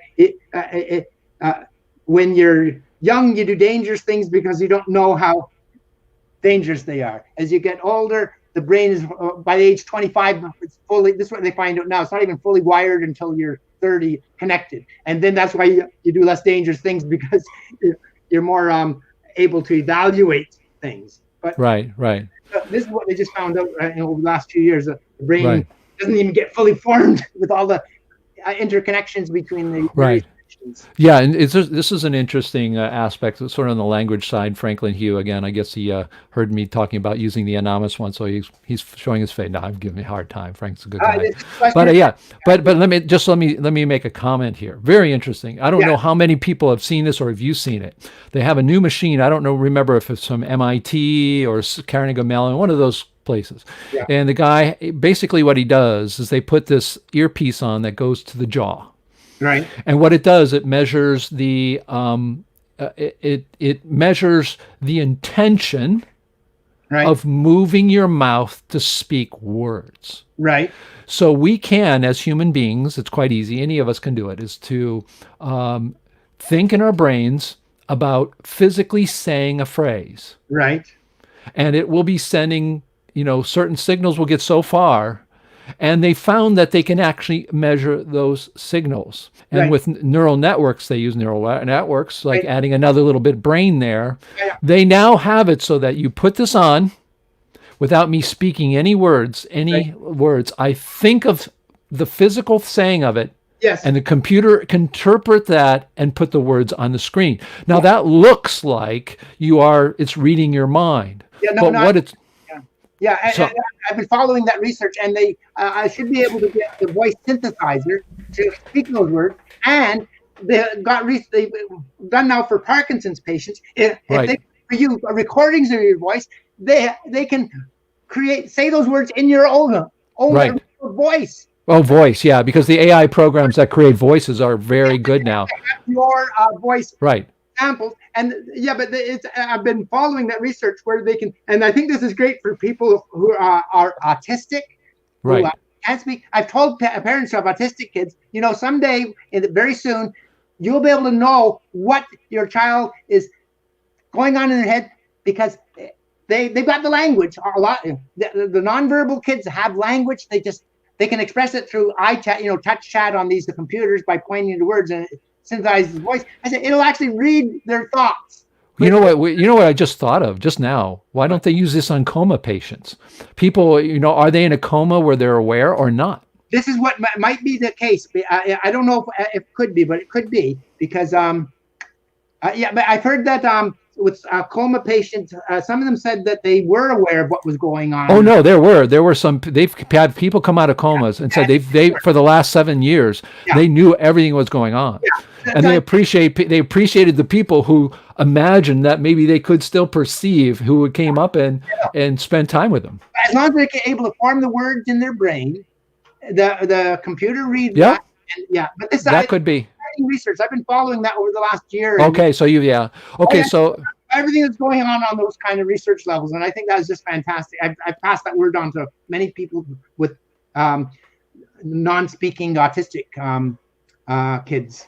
Well, it's also very important, like I said, in coma, some people will choose to pull the plug and let a person die. And they could actually still be very aware, the mind's still there working and there's a consciousness of the program's still running.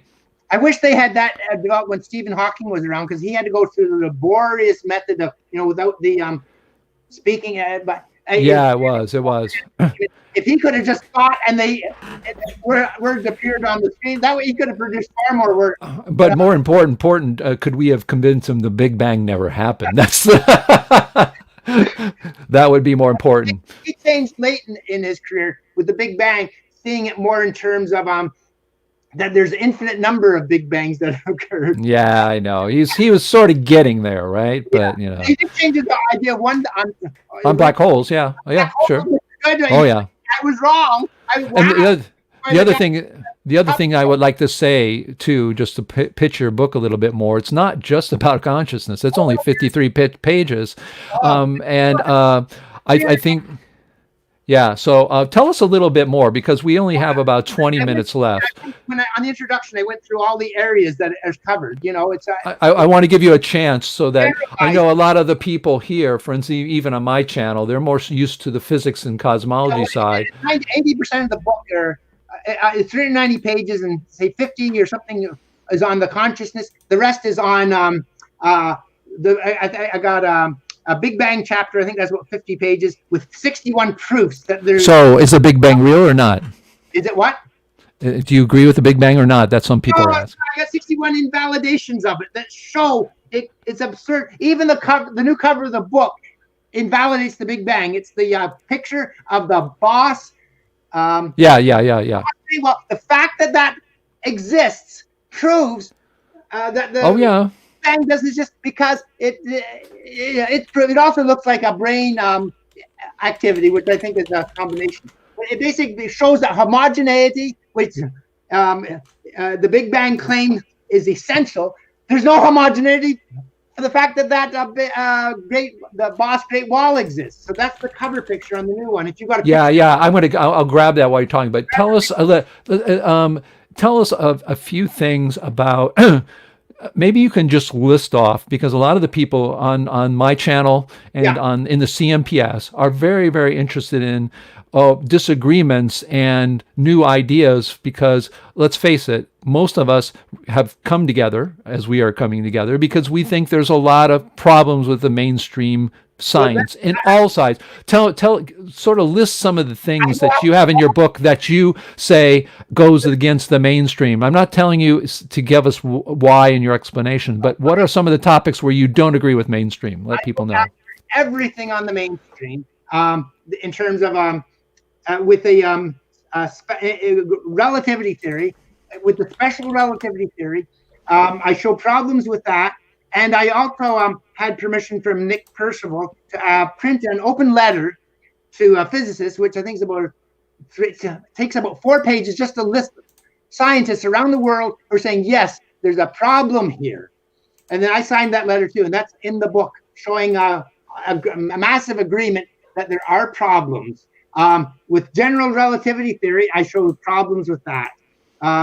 So that's going to be the cover picture. But we haven't put the book once we get it published. And to me, I like that picture because it reminds me sort of like there's a brain activity in there. It's like, you know, I show the problems with general relativity. And the thing is, each thing that every time I come up with things, it's not just my view. I back things with studies, with experiments. And as I say, takes 30 pages of to list all the references I have, and everything is heavily cited. So if someone wants to argue with me, I'll say, well, argue with this person too, because they're the ones that are saying that. I'm just reporting the facts that are out there and bringing them together. And then with quantum mechanics, I'm showing the interpretation where you use the Copenhagen one is absolutely absurd. I can't believe anybody even uses that. I show how problems with the standard interpretation of quantum mechanics is absurd, and it would never hold up in court. A lot of the things that they bring up with if they had to argue it. So that's occupies a big part of the book. Also, I do know you sort of talk about other people's theories. Obviously the theories, it's not that they disagree with each other, but they are different models for the universe. Yeah. And I mean, even though I'm a person that supports models, and I think they're fascinating, I love the models. I encourage everyone to work on their models. You seem to not necessarily say these models are correct, but you really relish in that what they're trying to do and the points that they're bringing across. Is that correct? And with a model in terms of with Burckhardt and a model for gravitation, and Duncan Shaw. I present both of them in the book, and I'm saying these both have good points.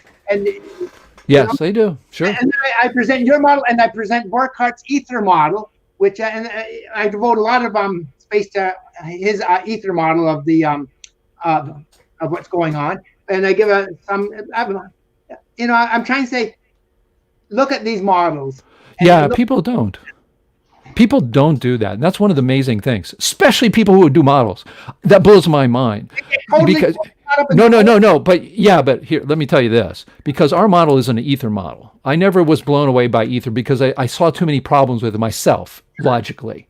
Yeah. And in fact, even Glenn Borker admits it can't do certain things. Yeah. And in my opinion, for instance, and this is only my opinion, but ether models were made because they wanted to give light waves. That's why it existed. And then everybody once they see that, then they try to stick everything into it.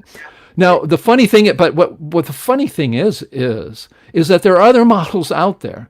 Yet when you look at us as a whole, and this is something I've been trying to pound through everybody's head, more because I look at all of them. When a new ether model comes out, I read it. You know why? I think, well, is this it? Is this the right model? Did someone come across it? Or is there something there I can use? My father and I used Borchert's ether model all over the place. Yeah. But we use it completely different. Light is not a wave in a medium to us. Light are waves of particles. Sure. And so if I don't read other people's stuff, there's two things that happen. One, I'll find out that my model is not as good as this other model, that someone's doing better work.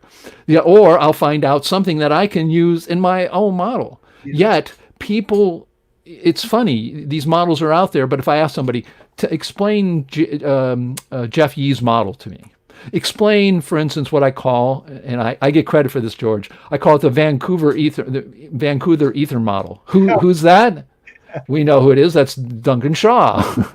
And because he was inspired by the weather there. So I made, but I know about Deneu's work in his model. I know about the infinite universe model. I know about Borchert's ether model. I know about Jeff Yee's model. I know now there's a new one coming out, and that's by Laurie Gardee, and she has an OM particle. We got to know all these. If there's a really great video, I think my best observation scientifically was to understand in the Kuhnian way where we are today, and we are in what's called model revolution. Right. There is so much data out there that our system is completely broken. We know that, and so what that happens in this model revolution, there's normal science. You have model drift. You have model crisis. You have then model crisis, and then once a model comes to the surface that everybody says this is it, then we go back to normal science.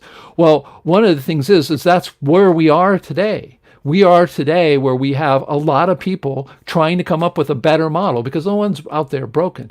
And I just see so many people who are etherists who don't, if it's not ether, they won't look at it. Well, one of the interesting things about the book is I present several models. I got Stephen Bryant's modern mechanics, which show that. Oh, by the way, just to say, I want to make a pitch here. We will be speaking with Stephen Bryant in the coming. So those of people who are watching, both on Dissident Science and CMPS, watch for him. Another brilliant mind. I really love Stephen Bryant's work.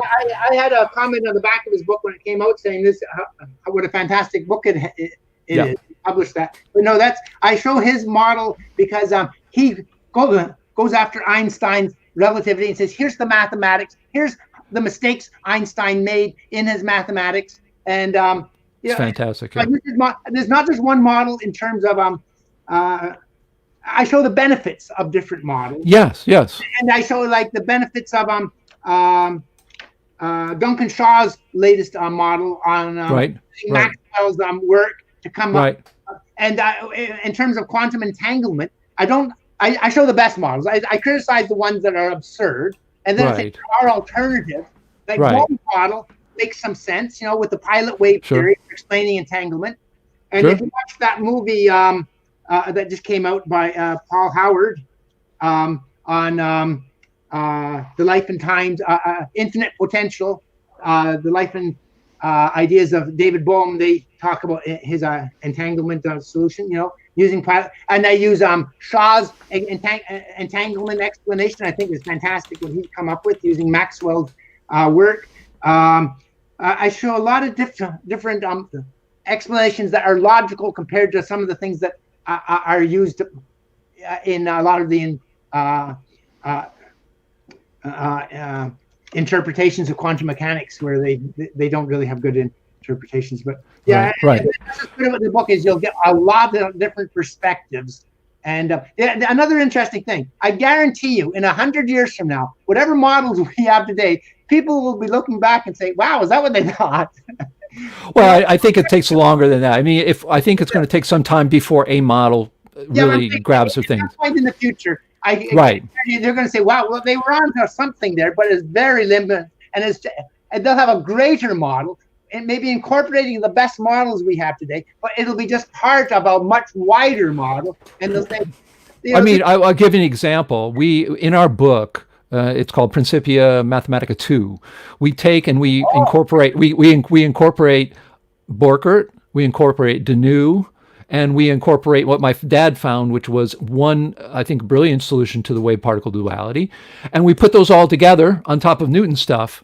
Yeah. You stand, and it would never have happened if I would have sat around in trying to look at our model and not looking at anybody else's stuff. Here's Mike I, who makes a great statement about this, and one of the reasons I think everybody should get out of there, especially people who are etherists, they should get their head out of ether a little bit, because there's some good models out there that could blow ether away. So you got to find out why they have those things and what they are. Right. David says you should eliminate what's not true, and you keep what you really can't eliminate. That is a wonderful. That is science. That's science. Method being used in science. But what's happening in the dissident community? If you go to, what people call our group, people from my Dissident Science channel, which is a separate thing, they call the CMPS an ether group. That's not good. And the reason that is because I think what happens is when people go and look specifically at what's missing, and one of the things that is missing is we don't have any idea what gravity really is, what light is, but light is a big one. Light is so pervasive in our perception of the world, right? And people have they can only think, well, it's a wave and it can only be ether. They don't realize that there are at least two other answers out there. And I think the people in our group have forgotten that. And the other thing is, I'm doing a video on this. They're not going to like me. Is ether comes with a set of problems. And the only person I think that sees that is Borkert. Borkert knows that. He knows there are problems with ether, like transverse waves. Or, how do you describe a laser in an ether model? Right? So I think one of the things is I'm trying to pound into people's head what you already have, which is look at them all. And if you don't, every time a new one comes out, and this is a person who's working 5 years on a model on a book, what's going to come out this year, and we have a specific model for the universe. Every time one comes out, I read it as soon as I can. And again, I don't see that happening in the dissident community. The people, George, they're not like you and I. They're not out there in what Mike I said. We got to look for truth. If another model comes out, you're going to find a truth in that, even if you disagree with most of it. You'll find a truth. What I like, if someone can come to me and say, whatever theory I subscribe to or whatever, and someone can show me proof that invalidate a theory I have, I'll say, thank you. You've liberated me from a wrong concept. I don't argue with it. If they can show me, hey, this theory you have on blah, blah, blah, blah, completely wrong. Great. Now I can pursue and find out what it is. But at that attitude, what I'm saying, George, that's one of the reasons I enjoy so much talking with you in the dissident world, because some dissidents are stuck in that model.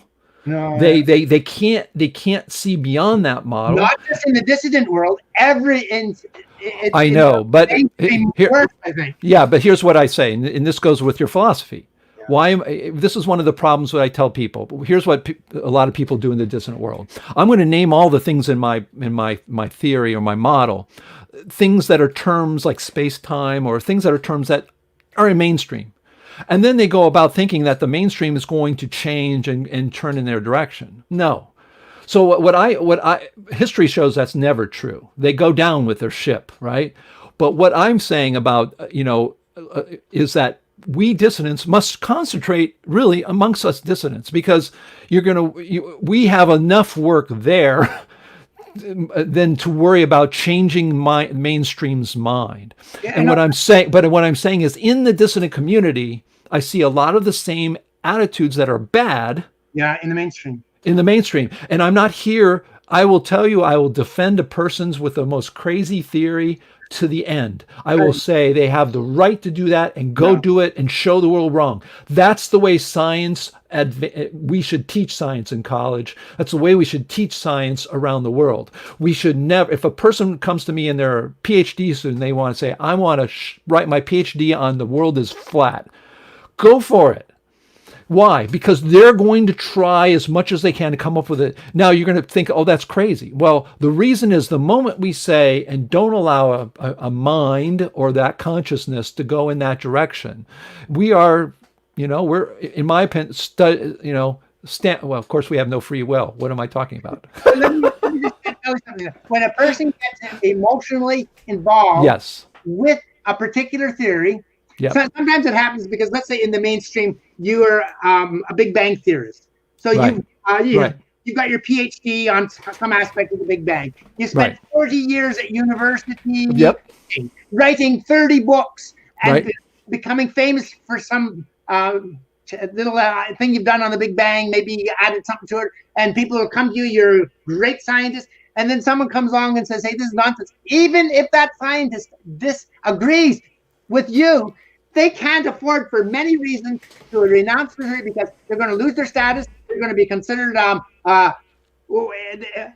they've gone mad. They're going to maybe lose tenure. Anything. Look what happened to Halton C. Art. Of course. Because he had photographs of quasars, which proved the Big Bang was wrong. Right. Time. The book is dedicated to him, by the way, and David Peat, my good friend David Peat. But see, here's the thing: why do we get emotionally involved with our theory? That is self. Yes. It's program in there. So that's why this book on conscious, it's not a book on consciousness. The chapter on consciousness is so important because it's saying understand self, because that's where so wait, George, I'm gonna just you got to hear this because I have to. So it's a self-help book, George? No. I had to make that joke. I couldn't take it. I mean, you served it to me on a silver platter. It's probably self-help books. They're all focused on an illusion of self. Right. No, it is really a self-help book, but it's the real self-help book. It's understanding that this self is just a program and don't pay so much attention to it. Right. And people are trying to, all these self-help books, it's driven by self. It's an illusion. It's like first person seeking enlightenment. Who's seeking enlightenment? Self. Wait, the self, which is just a program, is never going to get enlightened. Right. People are going to pursue it. They're going to, in Buddhism, they're going to pursue nirvana. It's absurd. I talk about that in the book. What they're pursuing, the ultimate pleasure, or they're pursuing non-consciousness. I mean, I go into that, but the more you understand what the self is, the less involved you are with defending. Because what we do is we identify our theory with self. The theory becomes who we are. So we defend it because we're defending self. Right. So we're coming to the end here. And I want to just, first of all, thank you immensely. I absolutely, and I will tell you one of the most important things I'll remember from our CNPS 2017 was Duncan Shaw, and I thought he was pushing on New Age. It wasn't, you're mistaken there. I came up, Duncan actually advised me not to even try to get in. He says it was all scheduled.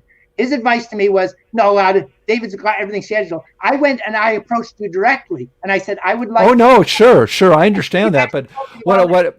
Yeah, he told me about you, but what I'm saying, I mean, he said there's a guy I want you to meet, and I'm thinking, oh my gosh, here we go, and then it turns out that I had one of the most amazing. You came at me with the most amazing that I made as the the president of CMPS. I just put you in there because it was worth it. 3,000 views, over 3,000. Yeah. Right. And most talks at what 50 or 60. I was amazed. Like people No, are yeah.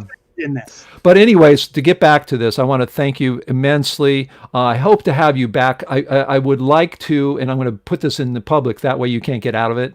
I want you to come back and for us to talk about the Big Bang part of it. And can you tell people to contact Chappelle for the book? Because it's no. Yeah, what's going to happen is we are going to be putting his book out very shortly. Within the month, we should have it available, and you should be able to buy it. So just stay tuned. Come to our naturalphilosophy.org, and you'll be able to get all the information on the book. But first of all, if you enjoy. Yeah. Hold on. You can order. You'll be able to order it online within the next month. Okay. Now the other thing is if you've enjoyed this and you have discussions about consciousness, you can go to our website naturalphilosophy.org. Go to the consciousness group, and what I would suggest is you would start in the discussion area. There's a discussion area. Put a topic, something you have a question for George, and then you can talk there. Why is that important? It's two very important reasons. Number one, the question you're asking is probably going to be want to be asked by many people, and will answer the same question for other people. Number two, it records what's going on, so other people can come in and look at it. It's not lost in the proverbial ether.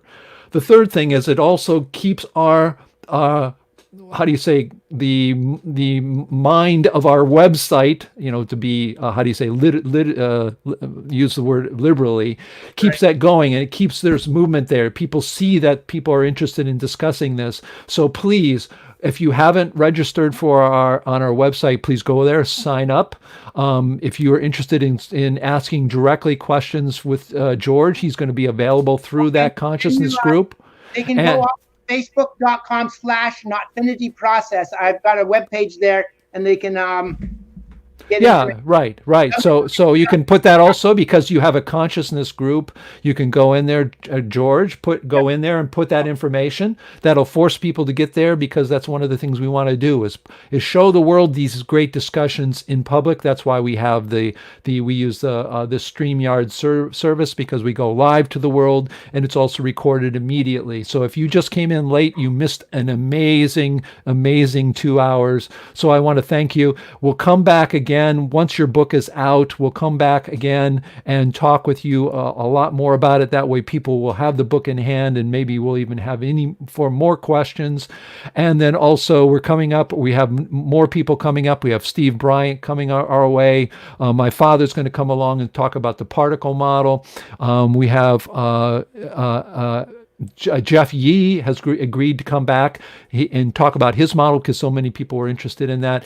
And if you are a person that has their own model, or you want to speak on something that you think everybody is interested in learning about, again, it's got to be scientific, not just sort of a topic. You have to at least have done some work in that area and really have something to bring and want to show the world.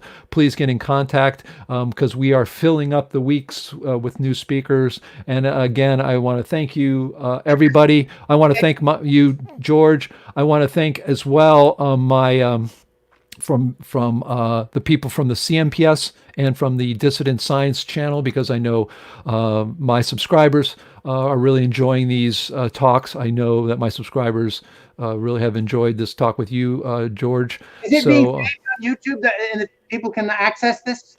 Oh, this is live now, and it's not only that, once it's done, you can watch it. In fact, if you go in right now to YouTube and you're watching this live right now and miss it, just rewind. And they can see the whole thing. So it's modern technology. Yeah.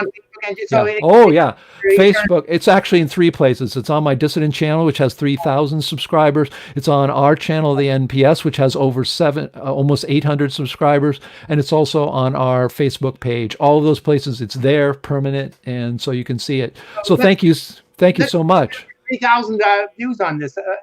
That's what the last talk they gave had. I think we may get 5,000. Well, the most important thing is that we're going to publish that book for you.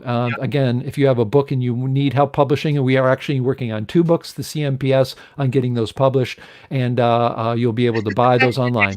Remember, it's the 2nd edition, not the first. Yes. First not available. You'll see the first one on Amazon. That's been discontinued. It still is up there. There's Nofinity Process, Microcosms in Motion, second edition.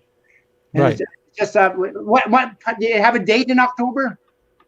I know we're not gonna do that because I know you've been because twice a day I'm getting revisions from you. So so so no, that's no problem, George. You're so wonderful person. I could talk to you for hours and not even put it online. But great talking with you, and I'm glad Glenn Borkert said his sitting in. I hope to get Glenn on here again. I'd love to have him talk again. No, he's already wrote himself into history. Even if he's not an expansion tectonist, I joke with him about that. His work is phenomenal. He's one of the great scientists of our age. I have guest blogs on Borkart's. Right. And I would suggest everybody do that. But hey, he's got to come in like you. Get online here and talk because he is an amazing person. So thank you so much, everybody. Thank you, Dissident Science. Thank you, George. And also thanks everybody who is from the CMPS. Remember, we have 2 websites. If you want to check us out, you can go to our 2 YouTube channels, youtube.naturalphilosophy.org will get you right to our YouTube channel for the CMPS, and then my channel, because I'm broadcasting live to that as well, youtube.dissidentscience.org. And of course, the CMPS has 2 really great websites, a brand new one, the naturalphilosophy.org, where you can go and discuss things directly with these great critical thinkers. And if you can sign up for that, support us because we support everybody and all their theories, because if we don't do that, we'll never go. We're censoring, and censoring never helps science go forward. And we also, if you are not so scientific, you're not into the mathematics, go to sciencewoke.org, where we write articles that are much more colloquial, that the average person who likes science can understand. In fact, I know George has one on that's very, it's one of the bigger viewed articles. It's got over 600 views. And yeah, so that's there on that. And we hope to see you next week, where we're going to have another speaker. I have several lined up. I'll let you know in the coming days which speaker that will be, because everybody has schedules. And of course, George will be back after his book, and watch out for his book. Again, the best way to know about that is to subscribe to our YouTube channels and to go to our websites and become a member. And you will find out everything that's going on. And also our Facebook, like that. We'll have all the announcements in all those areas. So take care, everybody. Again, thank you very much. Again, I want to thank Franklin Hugh, who's been here for many, many years. Should make a shout out to him for keeping this thing alive and going. I'm giving him a break. Poor guy's been doing this. I know how that is. So giving him a break, and we're going to be hopefully bringing on more and more people. And so thank you, Franklin, for all of those years. Take care, everybody. Ciao for now.